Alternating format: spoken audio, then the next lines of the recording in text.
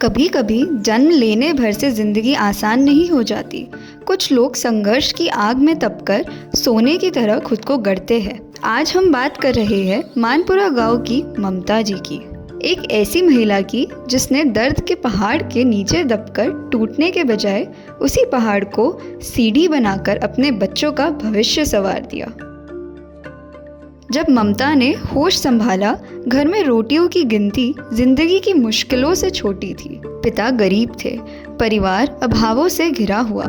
पेट की आग बुझाने के लिए पिता पंजाब चले गए, जूतों का काम करते, और घर में दो बहनों ने करघे पर बैठकर रग्स बुनना सीख लिया।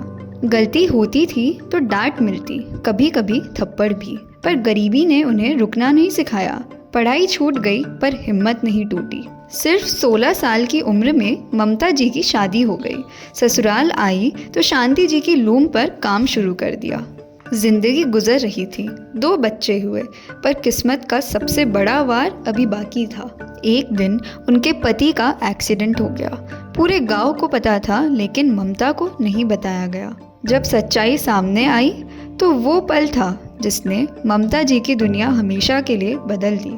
एक जवान महिला, 2 छोटे बच्चे और सिर पर टूटा दुखों का पहाड़। ममता जी कहती है, उस दिन मेरा सब कुछ जैसे खत्म हो गया था। पर मातृत्व एक अद्भुत शक्ति है। जो औरत खुद रो सकती है पर बच्चों को कभी टूटने नहीं देती। उम्र ही क्या है, दूसरी शादी कर लो। पर ममता ने साफ मना कर दिया। मैं अपने बच्चों को खुद पालूंगी, उन्हीं का हाथ पकड़ के आगे बढ़ूंगी। यह वो फैसला था जिसने ममता जी को साधारण महिला से असाधारण बना दिया। और फिर ममता जी की जिंदगी में उम्मीद की किरण बनकर आया जयपुर रग्स। कंपनी ने उनके घर में लूम लगवाई। यहीं से ममता जी की जिंदगी ने करवट ली। धीरे धीरे उनका आत्मविश्वास लौटा। आज उनके पास 10 से 12 महिलाएं काम करती है। बच्चे प्राइवेट स्कूल में पढ़ते हैं। अपना खुद का मकान बन गया है। घर में किसी चीज की कमी नहीं। पिता के घर में जो अभाव देखा था, ममता जी ने वादा किया था कि अपने बच्चों को कभी महसूस नहीं होने देंगी, और आज वह वादा पूरा हो चुका है। ममता जी अब अपने गांव की स्त्रियों की प्रेरणा है। वह हर दुखी महिला से एक ही बात कहती है, मुझे देखो, कठिनाइयाँ चाहे कितनी आए, अगर हिम्मत है तो जीत निश्चित है। ममता जी कई बार जयपुर रग्स के चेयरमैन श्री नंद किशोर चौधरी जी से भी मिल चुकी है। उनकी आंखों में सम्मान और आत्मीयता छलक उठती है।